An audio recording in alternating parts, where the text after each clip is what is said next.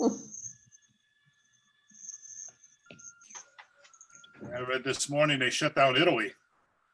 Really? When they do it, they're more aggressive than we are. Mm.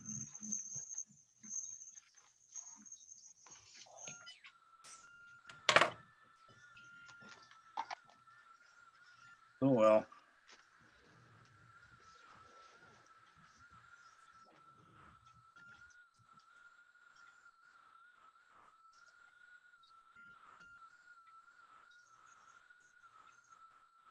Tom, you helped out a couple residents with their water problems. Oh, yeah, good. Try and do what we can. Well, you were a willing ear to listen, and I think you pointed them in the direction where they found their problem. Yeah, it doesn't sound like a good one either. Mm. Yeah, a leak under a slab, that's not Yeah. usually good. Oh. Yeah. Ooh, that sounds expensive. My mom had that happen to her in Arizona, and that was not pleasant. Do they have water in Arizona? Yeah, they do. Piped from California. Yeah, you're right.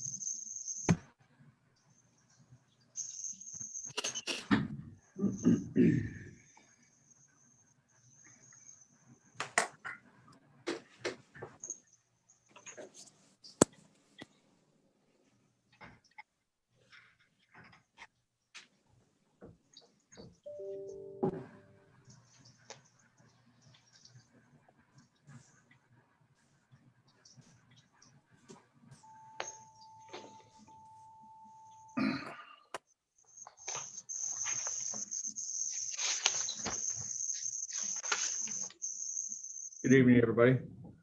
Andy, Here, how are you tonight? I'm Good here. evening.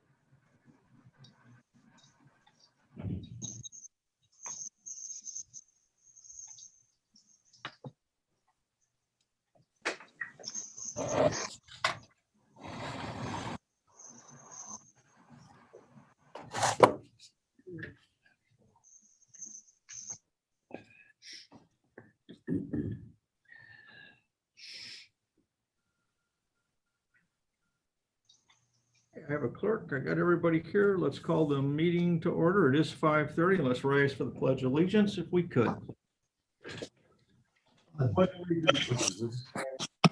United States of America. Nation. Under God, indivisible, liberty and justice for all.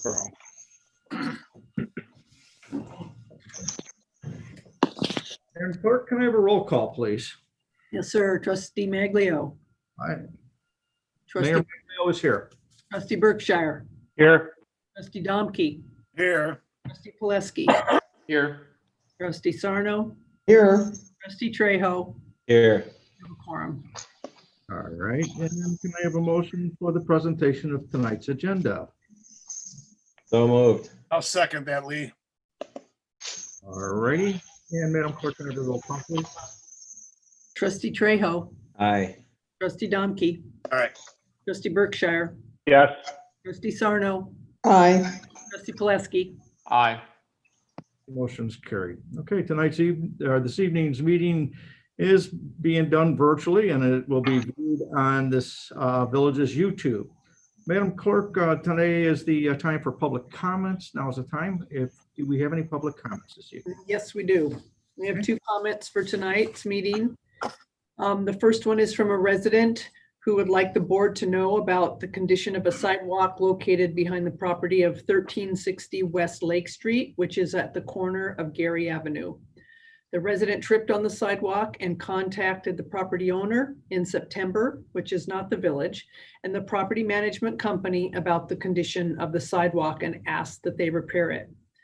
The resident has contacted the mayor, who also contacted the property owner and said they are in the process of it being repaired. It is now late October and it still has not been repaired.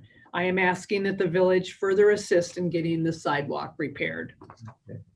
And as I explained before, it is private property. That's all we can do is ask to have it repaired. We will have our code enforcer go out there, take another look. Last time I was in contact with the property owner is they were getting bids for mud jacking. They had one in and it was extremely expensive and they were waiting for others. He also said that they were looking at concrete replacement, and at this time of the year, it was hard to get somebody to come out. But let's have our code enforcement go out there. I will give another call to the property owner personally and see if we can get something rectified. What else did you have? So our second comment is from Mr. Leonard, who says, thank you for replacing the parking sign on Pinecroft. He would also like feedback on the questions submitted on the 28th of September, which is, please help me understand why the no parking this side of the street was discontinued on the south side of Ash Street. And please let me know when the board expects to review installing curbs on Roselle's streets, such as Ash, where the ditches have become mosquito breeding grounds and the open sewers have become animal houses. And he provided photos for reference. Okay. Jeff, we want to have that looked into, or do you have answers? Yeah, I think Steve was working with our Director of Public Works regarding the signage, so he can answer that question, and then the drainage I'll try. So we had a sign that was knocked down. We had reinstalled the sign. We had checked on the code in the area. And when I talked to Karen Young, she had replaced the signs as per what's currently in the code. So that's really where we're at. If there had been signs there previously, or what we tried to do is we tried to bring that area up to code in up to signage code with what's currently in the village code. Okay, thank you for that, sir, because it used to be no parking one side of the street. And now we've, well, obviously there are folks that were building all summer, but now when folks park both sides of the street, we got a little, I don't know if we want to call it Steve McQueen, or maybe that's dating myself, or John Wick, whichever movie star we want to quote. We got the folks zipping around here, and they normally end up in the neighbor's ditch. But I was just concerned that we're going to end up with maybe hitting some additional cars, or we have new younger kids in the neighborhood. So I know there was a question that was just recently brought up about modifying a yield to a stop sign. yeah, That was just brought up over the weekend to one of our sergeants. We have not even begun to look at that, but we would work with the Public Works Department, with our engineering department and that's probably going to be part of it, would be a reexamination of that area as well. But right now the signs are to code. okay, thank you for that, sir. Just briefly, Mayor, with Mr. Leonard's request on the curb and gutter, as he knows and everybody knows, we have several older parts of town that do not have curb and gutter. The unusual part is where Mr. Leonard lives, you go right around the corner on Ash and there's curb and gutter there. Topography, a size of stormwater pipe, all those things have to go into kind of an analysis. It's different for each block. So Mr. Leonard, I don't have a clear answer for you other than we're going to continue to look at that. Okay, thank you for that. Yeah, because I know in addition that we spray for mosquitoes and things like that. Maybe one way is to help reduce that cost would be to get rid of the attraction for the mosquitoes, or where they lay their eggs, because they typically have standing water there all along the length, all the way from Pinecroft to Locust. And you know, the cute little pictures is we've got well, maybe that was a raccoon, I'm sorry, a coyote that was there, but now I'm recently been videotaping things, and yeah, we've got a family of coyotes, and of course the obvious skunks and raccoons and things, but it's the number of coyotes that are starting to concern me. So I'll talk with Karen again and provide you and our board an update if that's okay. thank you for your help with that, sir. Thank you. Was that all, Patty, tonight? That's all for tonight. All right, then let's move into officials in the staff report. I'd like to call for a motion to order clarifying the adopting actions by the mayoral executive order during the declaration of local state and emergency. So moved, I guess. Okay, Wayne is first. I'll Can I- second. All right, Who's second? I'm sorry.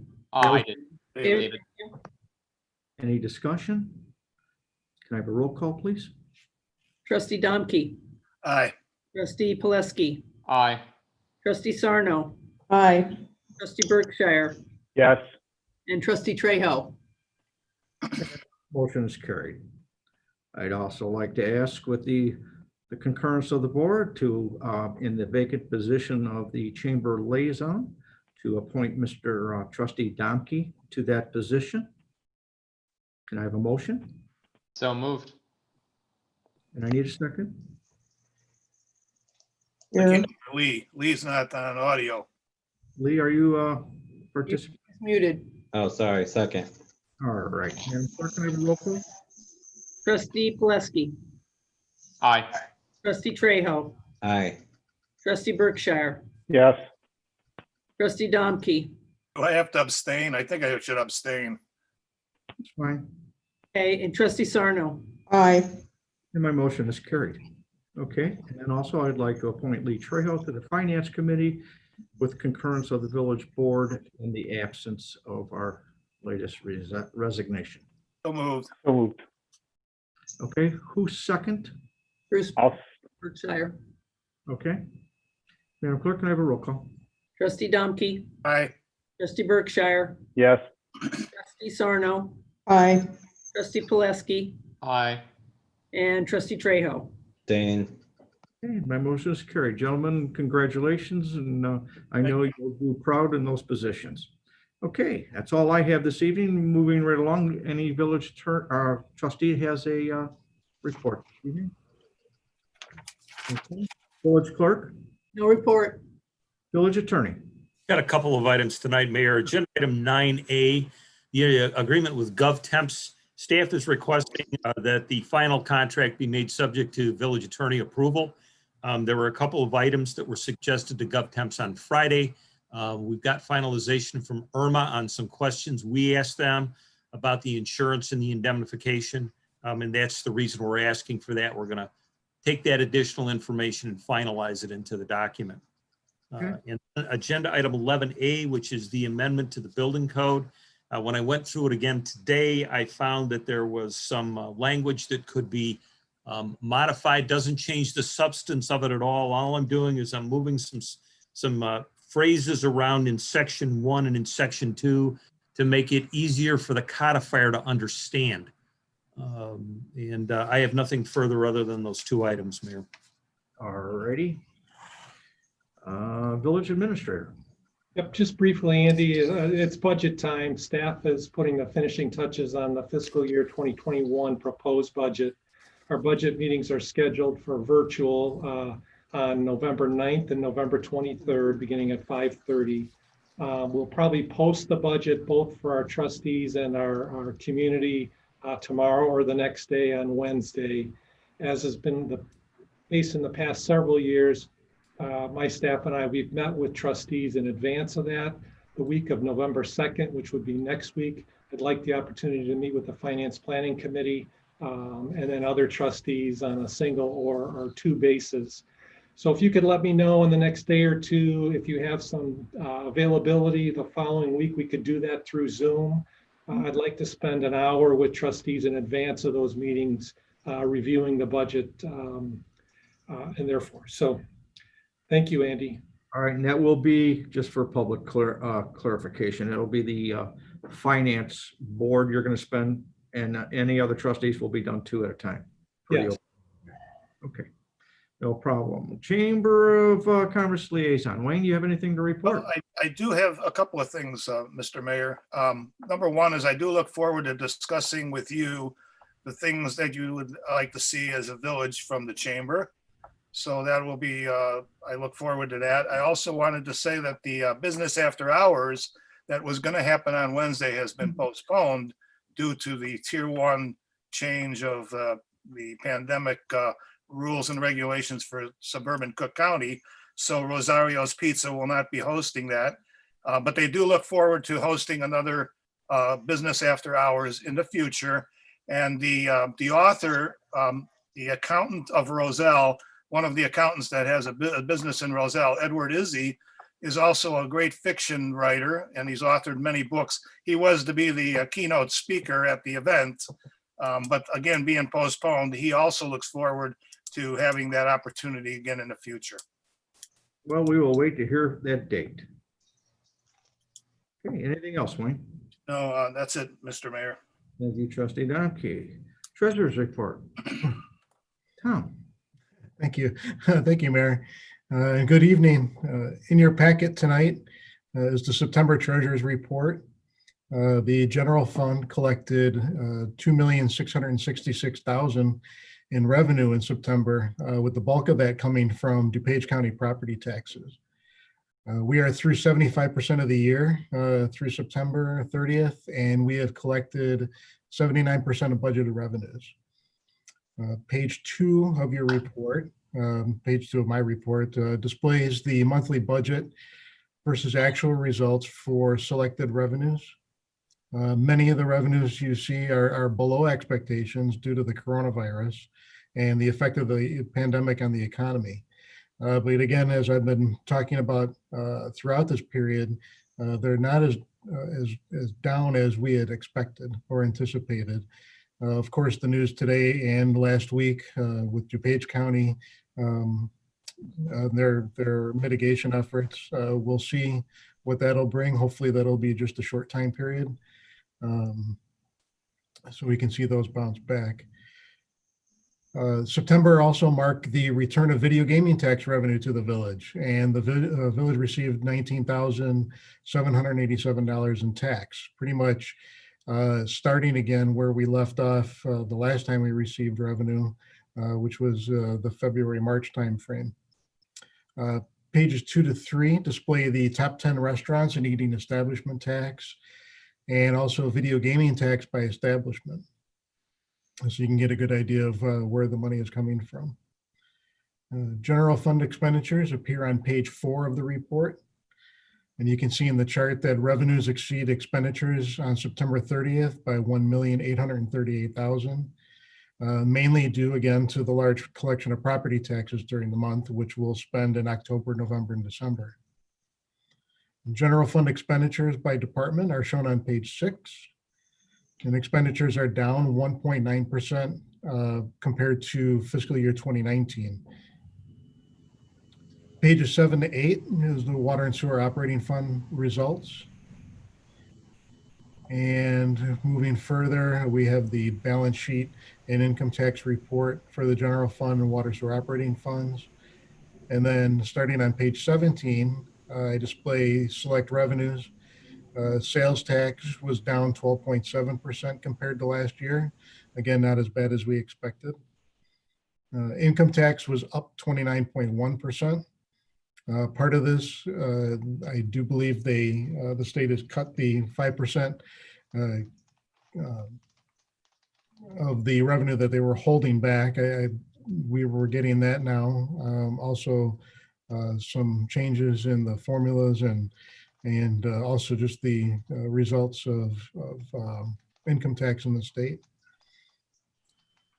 Local use tax was up 41.7%. A lot of this due to the online shopping that people have done. Video gaming was up 18%. Telecom tax down 10.9%, and then page 22, eating tax was down only 13.2%. The remaining pages of the report are the income statements of all of the other funds. And I have one note. We did get an email late last week, that the second disbursement to the village for DuPage County CARES money is coming through. That is for $666,000. So that's a big chunk of the allotment that we have. I'm just waiting for receipt of that.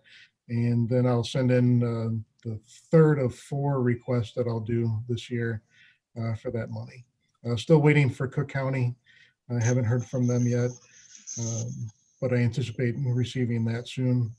And I'd be happy to answer any questions you might have on the report. Bruce? So we're 75% of through the year, 3/4 through the year, and we're 3% greater than what we would have forecasted, right? Typically, where are we? I think we are usually much higher than that around this point in time. Is that correct? Yeah, in terms of revenue received, yeah. Let me look back. Obviously, sales tax is down. Eating tax has been down. Some of our larger ones, vehicle stickers we just completed. The bulk of it now we're getting all the late receipts. So that's been shifted a little bit during the year. So I can provide that for you. Okay, so where I'm going with this, and maybe I don't need the exact numbers, but I believe we were used to be higher. And the reason I'm saying is we're only about 3% than what we would be, yet we're $655,000 under, but under. And I think it was higher in the previous reports. So where I'm trying to get to is, what's your crystal ball looking like in terms of our overall difference at the end of the year when we kind of look at our revenues? That actually will be in your budget. At least the initial crystal ball, when I get that out. I see Jeff's got his hand raised. Okay. So hopefully we'll have some indication of that. Jeff, I know you just looked at it. Do you remember what the number was? Yeah, I sure do. So as the proposed budget will reflect that, you'll see tomorrow, I think the combination of the reductions we did in spending and the reimbursement of expenditures through CARES Act has put us at a very healthy position at the end of the year, where our reserve funds will reflect over 50%, and our policy is 35%. So we will have approximately $750,000 in surplus of revenues over expenditures at the end of fiscal year 2020. So if I'm hearing correctly, if I'm looking at that, if our total revenue budget was 18 million and we're tracking slightly greater than that 3/4 of the year, we have a deficit, but we're thinking at the end we're going to actually come out and be close to or slightly above what our budget was for revenues. We're going to be way above. We're going to be, our expenditures are way down. It's approximately an $850,000 surplus at the end of fiscal year 2020. I guess, Jeff, you're throwing expenditures in there, and I'm just trying to focus on the revenue portion of it. So, I'm looking at, do we see that our revenue is going to be close to, if not at, that $18 million? I'm not. The only reason why is because the CARES Act reimbursement will show as a revenue on our books. Thank you. Okay. And Bruce, to answer, Trustee Berkshire, to answer your question, last year at this time in my September report, budget revenues were 87% of budget. That's what I thought. We were way higher than what we have right now. We're really close to what I'll call the year mark of 75%. Yeah. Okay. Thank you. Trustee Donkey? Yeah, I just wanted to say one thing, especially for new trustee Barb. One of the nicest things I've ever learned on this board is how we underestimate our revenue every year when we do budgeting. So in addition to the scares and all the other things that are helping us out, the initial idea, and certainly nobody planned the pandemic expenses, but we always are low estimating our revenue, which most of the time we're pleasantly surprised at the end of the year. So, that's one of the reasons why we don't get caught in a problem like other towns might. So moving forward with our budget process, we know that we're going to be very fiscally responsible. Anybody else? Okay, then I'd like to thank you, Tom, for your report. Thank you. And we can move on to the consent agenda. All items listed on the consent agenda are considered to be routine, procedural, informational, self-explanatory, and non-controversial in nature, and will be enacted in one motion. There will be no discussion.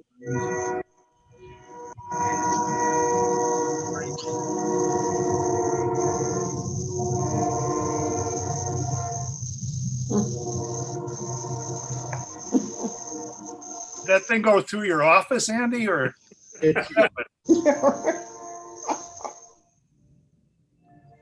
Did you turn it over to me, Mr. Mayor, or not? I Couldn't did hear. I did ask you, sorry. I'm sorry? Under the noise of the train horn, I did ask you for a summary of. My apologies, I didn't hear it. The consent agenda, Mr. Mayor, has presentation and approval of village board minutes of October 12th, 2020, the approval of the ninth partial payment for the Devlin influent pump and screening improvements in the amount of $1,596,893.31, and the adoption of a resolution approving payment for the purchase of wireless pole cameras to examine manhole covers in the amount of $17,780. And that is the consent agenda for tonight. Can I have a motion to accept the consent agenda, please? So moved. Second. All right, Madam, no discussion? I said that. Madam Clerk, can I have a roll call, please? Trustee Trejo, Aye. trustee Domke, Aye. trustee Berkshire, Yes. trustee Poleski, Aye. trustee Sarno. Aye. Our motion is carried. Moving on to our regular agenda, under community development, trustee Poleski, please. Mr. Mayor, I move to adopt a resolution authorizing the village administrator to execute an employee leasing agreement with GovTemps USA for an economic development consultant. A second. Any discussion? Jeff, would you like to elaborate or not? No, unless there's any questions, but I think that motion we had to amend approval of village attorney. I added it. Okay, thank you. Okay. Can I have a roll call then, Madam Clerk? Yep. Trustee Poleski, Aye. trustee Domke, Aye. trustee Berkshire, Yes. trustee Sarno, Aye. trustee Trejo. Aye. Our motion is carried. Anything else this evening? That's all tonight, Mr. Mayor.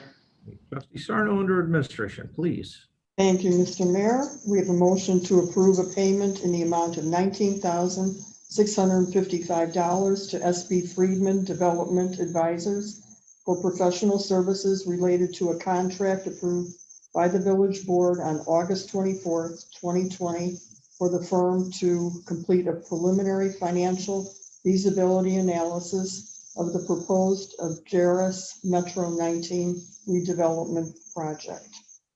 Second. Any discussion? Okay. Can I have a roll call, Madam Clerk? Trustee Sarno, Aye. trustee Trejo, Aye. trustee Domke, Aye. trustee Poleski, Aye. and trustee Berkshire. Yes. Our motion is carried.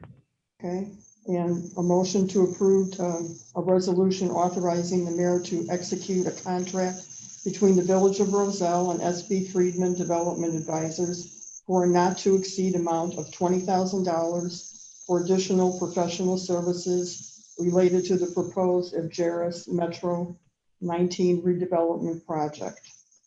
Second. Okay, any discussion? Can I have a roll call, please? Trustee Sarno, Aye. trustee Trejo, Aye. trustee Poleski, Aye. trustee Berkshire, Yes. trustee Domke. Aye. Our motion is carried. Next, adopt a resolution authorizing the contract for audio and visual upgrades to the council chambers with Sound Incorporated in the amount of $34,771. Hand it over to Jason. I'll second that. Any discussion? Bruce? So first, I'd like to thank staff and all the time Jason and team have put together and going through and dealing with all of the questions and comments that we've been bringing up on this particular topic. You know, I've given it some more thought, and Trustee Pileski brought something up. We should have revisited even that 31,000 when I brought that to attention. I still am in disagreement of the 34,000. I understand it's free money, but nothing's really free. If we're going to be fiscally responsible, we should also be fiscally responsible for the county of DuPage, of which we all live.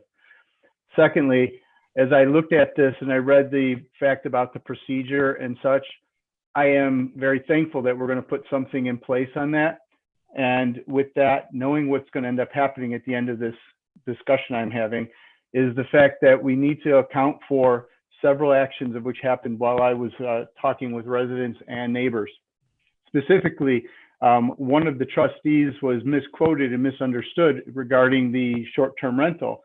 And simply because that individual decided to just flip through these recordings, picked up some phrases, picked up something on a particular trustee, and I spent some time defending what was really actually a case of misunderstanding.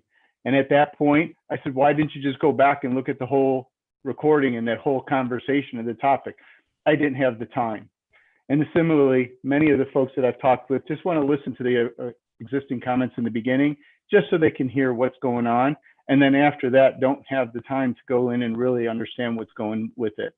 So with that, I just want to caution whatever we do with this and the fact that we need to make sure we have accounted for some kind of repercussions when people only get bits and pieces and snippets of a recorded session such as this.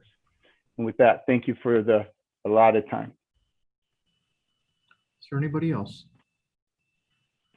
Okay, Madam Clerk, can I call for a roll call then, please? Trustee Sarno, Aye. trustee Pileski, Aye. trustee Domke, Aye. trustee Trejo, Aye. trustee Berkshire. No. Okay, and our motion is carried. Okay. Provide direction to staff regarding the text amendment to the Roselle zoning ordinance adopted on December 2nd, 2019, prohibiting cannabis business establishments in the village of Roselle. Hand it over to Brian. Good evening. So as most of you recall, at the December 2nd meeting in 2019, the board adopted an amendment to the Roselle zoning ordinance, which prohibited cannabis businesses from operating within the village of Roselle. So what I have in front of you is a memo that kind of highlights a little bit of the landscape of the industry since the last meeting in 2019. Whereas we know that additional licenses have been awarded. To date, there's 67 adult use dispensing organizations licensed in the state of Illinois. There has been kind of a delay on the 75 new additional licenses that are supposed to have been gone out from May of this year. There was a federal lawsuit claiming that the lottery system produced by the state was not equitable to the applicants. That lawsuit has since been dropped. So it's looking at the end of this fall, moving into the winter for additional 75 licensing to be awarded, with a projection of about 500 to be awarded over the next 5 years. But you can see from the Illinois Department of Financial and Professional Regulation, they put out sales projection figures from the items sold in those cannabis businesses. And you can see that the revenue has been increasing month over month since the adoption of the act in January. Specifically to note, total sales were recorded in 67.6 million in September. And the Illinois Department of Revenue is about a month behind in terms of sales tax figures for revenue projections. But it did just get reported this month that for September, which is actually August sales, The state's looking at collecting around 20 million in sales tax revenue for that month. So we've seen that the revenue has been there, but we've also seen from different community surveys and our neighboring communities, actions taken either to prohibit or to allow these potential businesses within communities. So with the previous deliberations, the sales tax figures in front of you, staff has kind of put forth 3 different recommendations for the board to consider moving forward to direct staff on the direction of this issue in the village. The first being the citizen advisory referendum. So that has been talked about in previous deliberations, but if this is something that the board would like to do, staff can prepare a resolution just before January 19th of 2021 for this question to be put on the ballot for the general election on April 6th of that same year. The next referendum date isn't until March of 2022, but that is also the same ballot that will have the home rule referendum question as well. So to gauge that community participation on that question, the board can choose to do that. It just might be a packed ballot for you to consider. The second recommendation is to pass this down for further analysis to the Planning and Zoning Commission. So we've seen multiple communities utilize their P&Zs to come up with different recommendations for a board to consider based on different setbacks or proximity limitations that you may want to consider. This year, the November 10th meeting already has the public hearing scheduled for the Abjaris redevelopment project. And it is actually, since I wrote this memo, it's too late for the public hearing to be noticed. So we're really looking at the one date left in this year, which is in December. Otherwise, it could be pushed to next year for analysis to the P&Z. The third recommendation is based on if the board decides they want to continue the prohibition of these businesses, a new ordinance would have to be drafted and brought back to the board.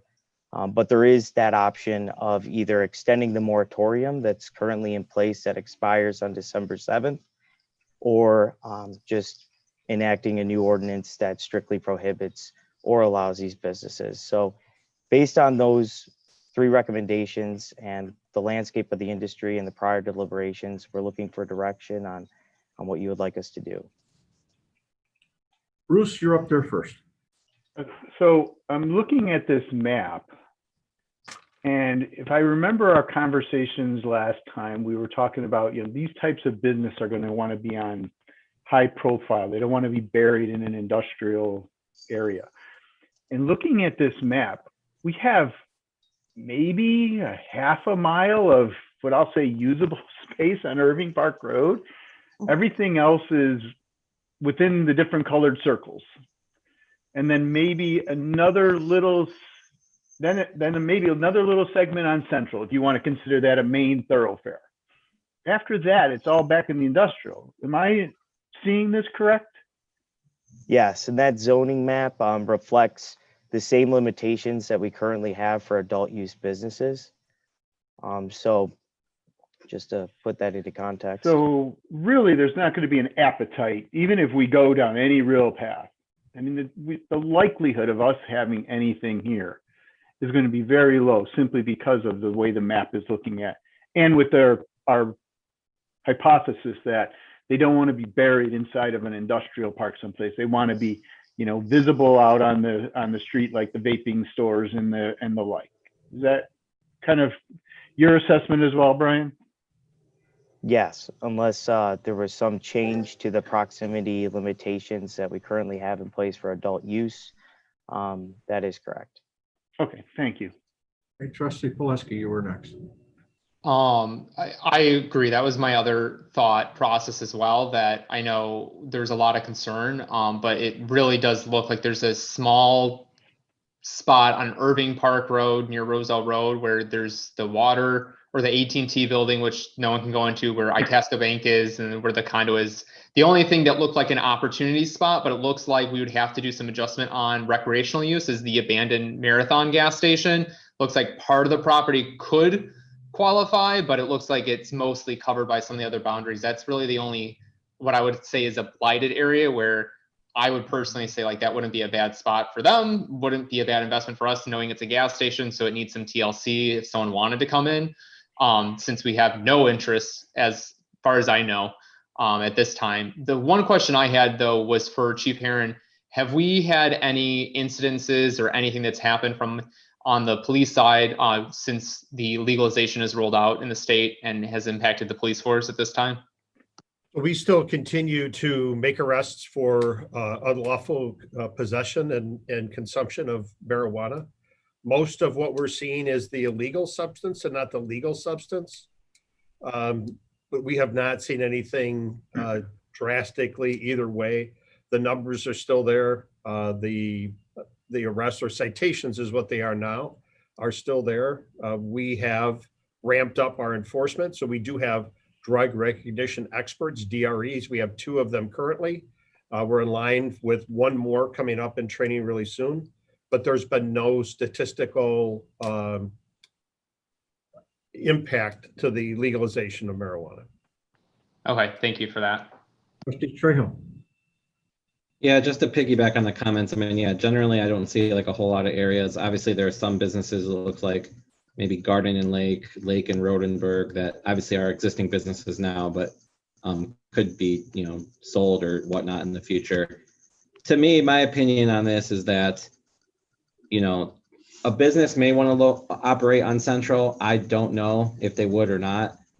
At the end of the day, I think this is a weighty enough issue for us to go to referendum and put it on the short-term rental ballot and then extend our moratorium until, let's say, June or something, so we could see the results of the election advisory opinion, and then depending on which way that goes, we could just amend that to you know, codify that or not. But I do think we should get an opinion from the residents, as I think this is definitely a weighty issue.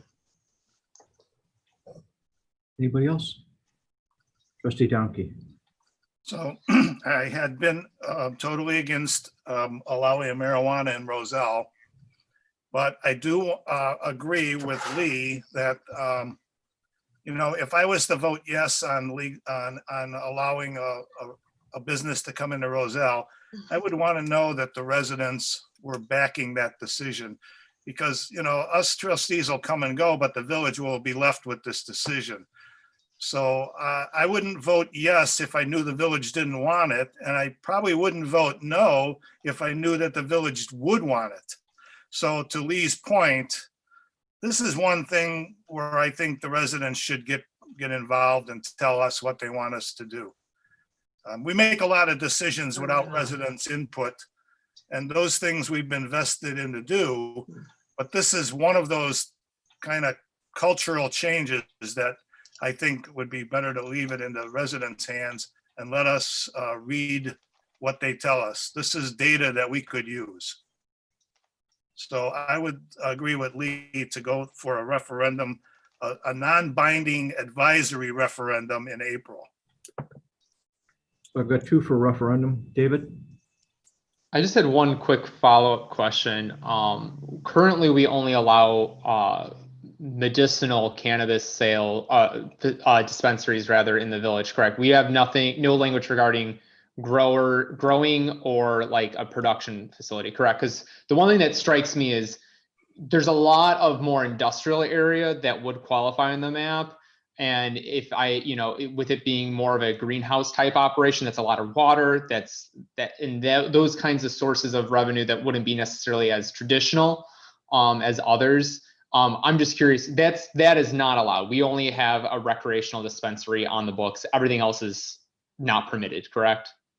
Yeah, we don't have a recreational use on the books. Oh, sorry, medicinal. We have a medicinal use, and the additional use is mandated by state statute. And we really don't have any alternative to that. So as a consequence, we have that. The others are all currently prohibited. The retail sales operations seem to be what I'll characterize as the most coveted because they generate sales tax. The other businesses, the growers and things like that, do not generate retail sales tax. The only thing that they have the potential from a tax standpoint to do is put in a solid tenant that may make an empty space sales, I'm not sales tax, real estate tax, a real estate tax generator. Thank you. That's the only thing that I feel like I'm not opposed to a referendum question, but I feel like I'm a little bit, I think it's the right thing to do. It gets people's opinions. I'm worried there's a lot out there with home rule. That's another very big, complex issue. Putting two things on the ballot like that could be difficult. It's not impossible, but it's something that we just have to consider. And then I want to make sure that we are getting, if we're going to go that route, we need to break it down in a way that we can approach the holistic issue, not just focus on this dispensary kind of retail perspective of it, because I think there's many facets to it. And I think for me, looking at our map, frankly, today, if we decided to allow it, I don't think we would have a lot of interest. And I don't think it would be a lot of time well spent. I see the more commercial area as an opportunity, and I would want to more understand that issue from my personal perspective. Hey, Jeff, you had something you wanted to add in there? No, I'm good, Andy. Thank you. All right, then Bruce, please. Yeah, that's where I was heading. I mean, I don't disagree with putting it on the referendum, and I do, think we should get some of the opinion of the citizens of Roselle. I think I would just simply defer it, quite honestly, because it's not as if, even if they say yes, it's not like we're going to have, with the exception of the abandoned gas station, as David pointed out, a lot of retail space for that. And I am interested in seeing if maybe our commercial areas might be a good opportunity, especially with some of these larger, big warehouses that we've got. So that we would at least have, maybe that as a potential. But I don't think it's a decision we need to make today or even in several months from now. And I would rather have our focus be on the home rule that we want to put on, and then just defer this for a later point. There's no one really knocking on the door to make this happen. Either case, either a grower or a retail space. So my opinion would be is just defer. Trustee Donkey? Well, that is a good point. And for the same principle, now would be the time to find out from the residents, because nobody's pressing us for a decision, and there's no lucrative deal waiting in the wings that would influence maybe the decision of the residents. So I don't know. I think residents are capable of handling two issues on a ballot. My God, they're handling enough on this ballot in November. Trustee Trejo.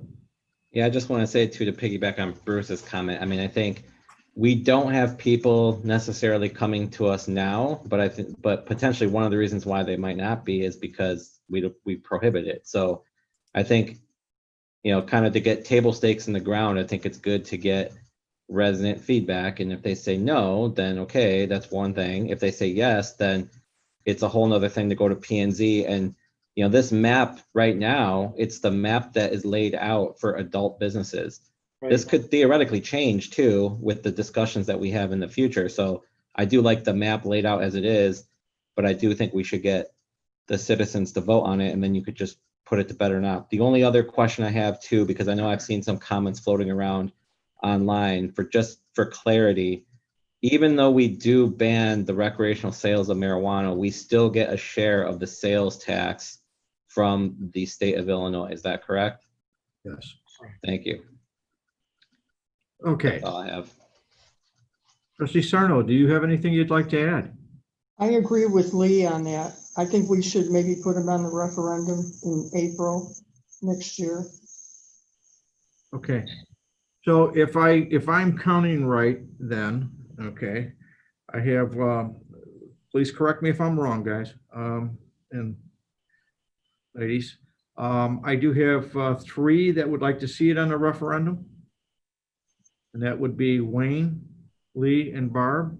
Yes. David, were you on it or not? I'm indifferent. I think I would say for the purposes of this, I would say I'm probably a no vote, but if we went to do it, I would be supportive of the action, but I think that there's a lot more for us to consider before putting it out.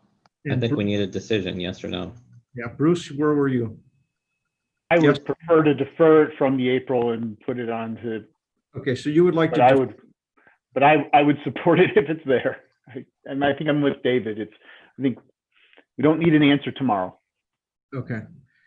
Well, I've got 3-2 there. So if I'm taking that as what I'm hearing is staff direction, because I would like to give them direction.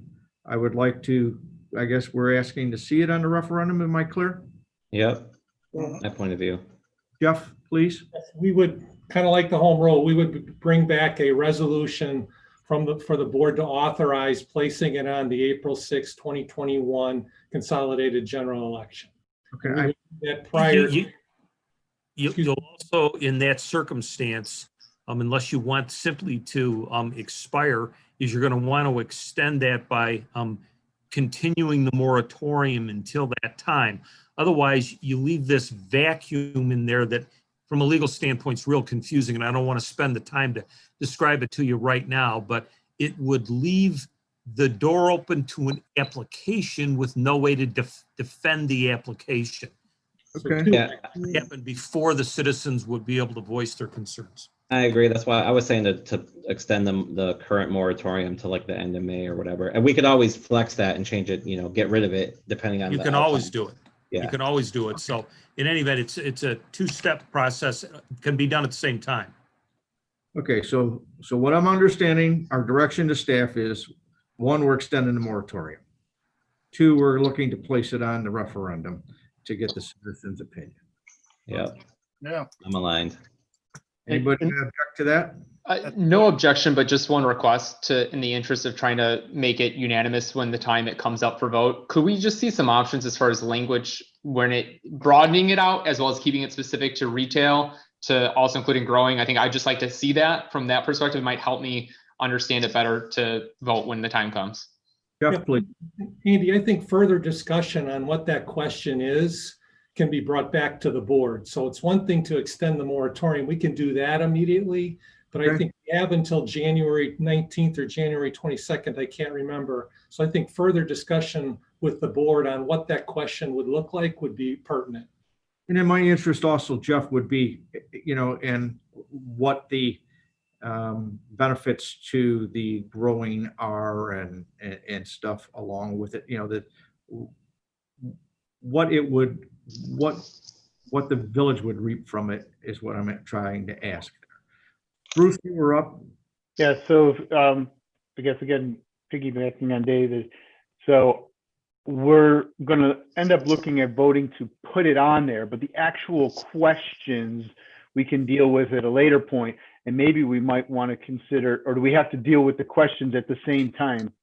The resolution, Jim, authorizing it to be placed on the April 6th has to have the question, does it not? That's correct. It does.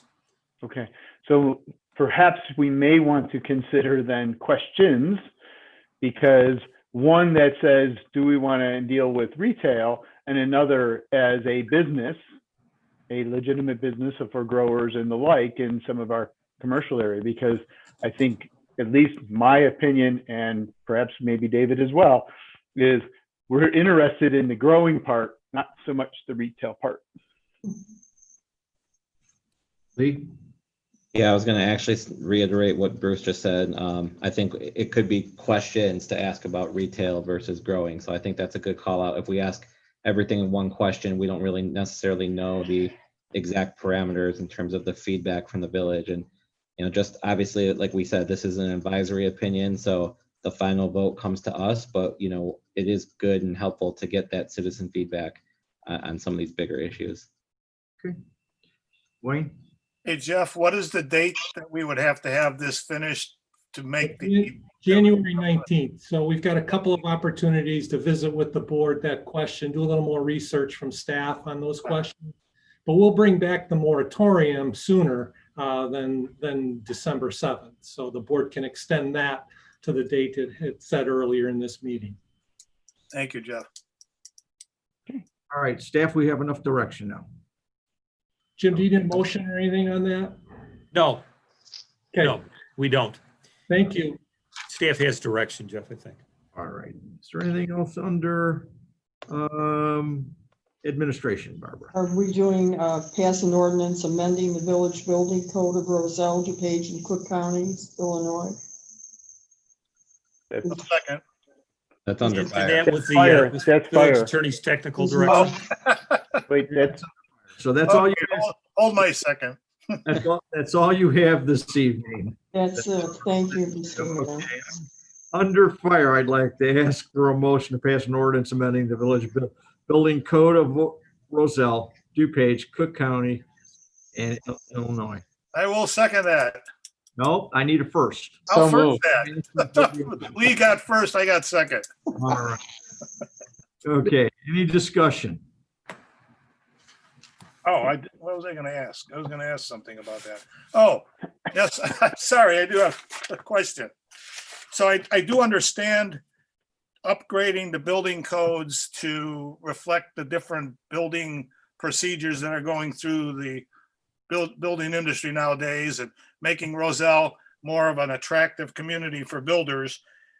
Also, Jeff, will this also be something to look at zoning to see if like different companies that we had prohibited from coming into Roselle might be something to look at? Let's say something like nuclear or some lasers or stuff like that, industries that we don't have any, when we define an industrial area, we don't include some industries in that. Wayne, the zoning issues are completely independent of the building code issues. They overlap in the respect if you actually have a use that's going into a place, because you have to be compliant with the building code. And you don't grant variations typically to the building code unless you're relying on a variation section of the building code, which is different than your ordinary variation process. So you can continue to do those things in the zoning code by looking at text amendments, but it's not part of the building code itself. I see, but the main thing was to try to, update who we are to make us more marketable for the businesses to come in or the builders to come in. You've got that zoning study going right now Right. with regard to Highlight the that. comprehensive plan. And I think the comprehensive plan would cover that scenario. Okay, good. I'll be looking forward to looking at that. Thank you. Building codes and zoning codes are two different apples. But they follow on the same ground. Roselle. Anybody else? Yes, this is more of a question for Mark. I'm just curious. What do they have in those building codes? Because I didn't get a chance to look at them regarding sprinkled homes. Is that something that's coming our way? And if so, is there a square footage? So that's actually been part of our code for several years here. So any new residential structures have to be sprinklered. The one we did modify and clarify is that in the previous code, it says that any addition on a house that was greater than 50% of the original structure had to be sprinklered. And so there was some confusion on that. So we clarified that code to give that a specific number so that we didn't have builders trying to dance around that. So what we encountered in the past with certain builders is that if you had a 1,500 foot house and you were putting on an addition, if it was 750 feet or greater, then they would have to sprinkler it. For them to avoid the sprinkler, we had some contractors make it 749 feet, or what they would do is do two separate additions at 2 separate years to achieve their space without putting the sprinklers in. So we just kind of clarified that language. So we kind of closed up some of those loopholes. Thank you. Anybody else? Okay, can I have a roll call then, please? Trustee Trejo, Aye. trustee Domke, Aye. trustee Berkshire, Yes. trustee Sarno, Aye. trustee Poleski. Aye. And our motion is passed. Okay, we have nothing under police for Mr. Domke. Under Public Works, trustee Buckland. Thank you, Mr. Mayor. I'd like to make a motion to adopt a resolution authorizing the mayor to execute change order number 1 for the 2020 sanitary manhole lining project between the Village of Roselle and Redina Construction for a contract time extension. Second. Second. Any discussion? Just one point of clarity that I talked with Public Works on. This will not result in any kind of additional cost, even though they are extending their time. Okay. Can I have a roll call, Madam Clerk? Trustee Berkshire, Yes. trustee Domke, Aye. trustee Trejo, Aye. trustee Poleski, Aye. Trustee Sarno. Aye. Our motion is carried. Yeah. And there's nothing else, All Mr. right. Mayor. Finance, trustee Trejo, please. Thank you, Mr. Mayor. I'd like to make a motion to approve the accounts payable list for October 26, 2020 in the amount of $2,379,778.85. Second, Any discussion on the bills list? Have a roll call, Madam Clerk? Trustee Trejo. Aye. Trustee Domke. aye. Trustee Berkshire. Yes, Trustee Sarno. Aye. Trustee Poleski. Aye. Your motion is carried. I'd like to make a motion to adopt a resolution regarding the proposed 2020 property tax levy for the Village of Roselle. I need a second. so, second, Okay, any discussion? Okay, Madam Clerk, can I have a roll call? Trustee Trejo. Aye. Trustee Berkshire. yes, Trustee Sarno. Aye. Trustee Poleski. Aye. Trustee Domke. Aye. Our motion is carried. Okay, anything else this evening, Mr. Trejo? That is all, Mr. Mayor. Okay, and we have no executive session tonight. Other business? Jason? Yeah, thank you. Staff has been working with the Roselle Park District on a project that they're doing at the skate park, which is to install security cameras on existing light poles. Through the project, it's been determined that the most economical way for the park district to proceed with their project is for the village to assume those lights that are in the parking lot, or that are, sorry, in the skate park, and assume them being, move them onto our ComEd unmetered account. The park district would otherwise incur some substantial costs to underground cabling and to get the appropriate power to those lights. In talking with the executive director and the police, which are supportive of the security cameras, I reached out to our energy consultant to determine the cost would probably be about $100 annually for the village to pay for the electricity supply to those lights.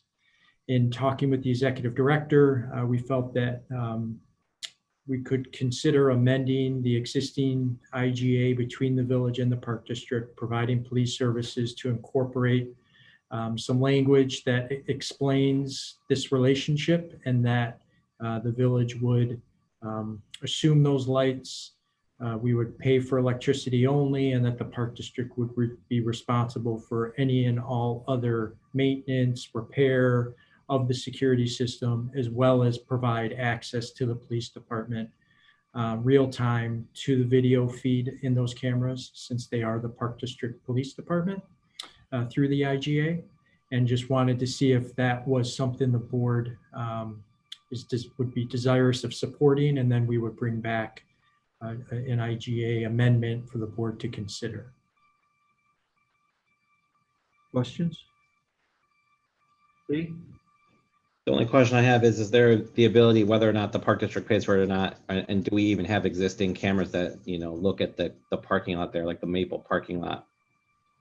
And would this include having cameras pointed at that Maple lot, or is that something that maybe the village would take a look at putting on later on? And do we even want it? So I guess that's for Steve too. Yeah, maybe for Steve to answer. I know there's no existing village cameras up there. So there would be some benefit to it. I'm always a fan of cameras in public lots, but we do not have cameras there now. So I would be very interested if they're willing to do that. As the expansion of the train lots, we would love to have cameras in the train lots as well. Yeah, but this reduces that barrier, right, Jason? Because then we would assume control of those lights, so that we can make the decision on our own then?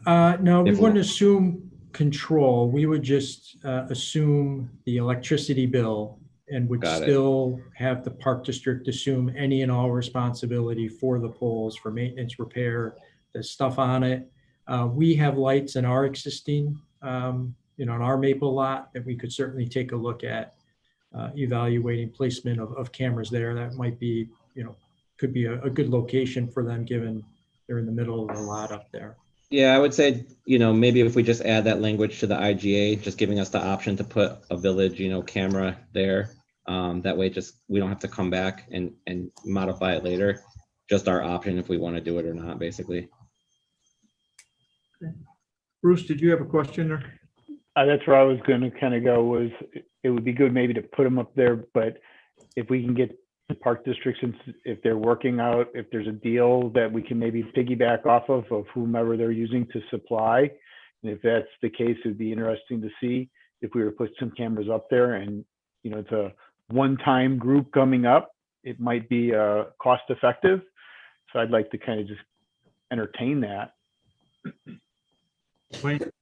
I must have missed something, so forgive me. Who's paying for the cameras? The cameras, the park district, they have their own security system, so it would be park district paid for security cameras. So all they're asking us to do is give them $88.33 a month to heighten security around the skate park and give our police an eye in the sky, so to speak. I think that's a pretty good deal. Yeah, and I'm not sure they're, you know, that they would be willing, from what the executive director told me, they would be willing to pay for the electricity as well, if that was the Okay, board's well, desire. But I think we felt we there and was I an are talking about- appropriate quid pro quo, since it certainly benefits our police department. But Lee and I are talking about expansion. We're looking at, they're going to put their cameras up. They're going to own their cameras. They're going to put them on the poles. They're going to own the poles. We're going to provide electricity. And at least I am saying, well, if they're going to be paying and doing that, can we maybe piggyback and looking at something on our poles that are in the parking lot and get an idea of what kind of cost, and if we can leverage the synergies of one supplier, one installation thing, we might be able to gain benefit of that since they're planning on doing it anyway. I see. Yes, Lee. Yeah, we're saying the same thing, Bruce. And the other thing I would say is, you know, is there ability to sort of use the same equipment that we have at the train station that maybe has all these systems, you know, one system that talks with each other. So, you know, you could, if someone were to commit a criminal act, you could kind of follow them from, you know, the skate park through the Maple Lot, potentially to like the train, you know, and it's all seamless. That would be the ideal situation, I would think. But I'll leave it up to you guys to sort of look at the particulars. And that would be my question, is the mechanics of it, okay? And what type of equipment's being used, how it's being monitored, where it's being stored, et cetera, et cetera, et cetera. So I have no problem with the use of the electricity, working something out with the park district. The other portions of the mechanic could be suggested, I would say, to see if it entails with us. Maybe the equipment that we use is not compatible with the equipment that they've gotten their quote on and designed to do it. Maybe there could be possibilities of what they're using is not up to the standards that we use also. So those questions would have to be found out. And I don't want to push them over over a budget if they're using certain things. So the direct question is then for an RGA, we would have no problem supporting the park district. Is that correct? Yes. That's correct. All right. Does that give staff enough direction? Does, thank you. All right. Anything else under other business? Afraid to ask. Yes, Lee. Just one thing. Once we get audio visual in, we want Fred to come see us live in person once the coronavirus is over to a board meeting. So you got to come, Fred. All right. All right. Then I would ask for a motion to adjourn. So moved. All in favor? Yes. Uh, Aye. Give me a quick phone.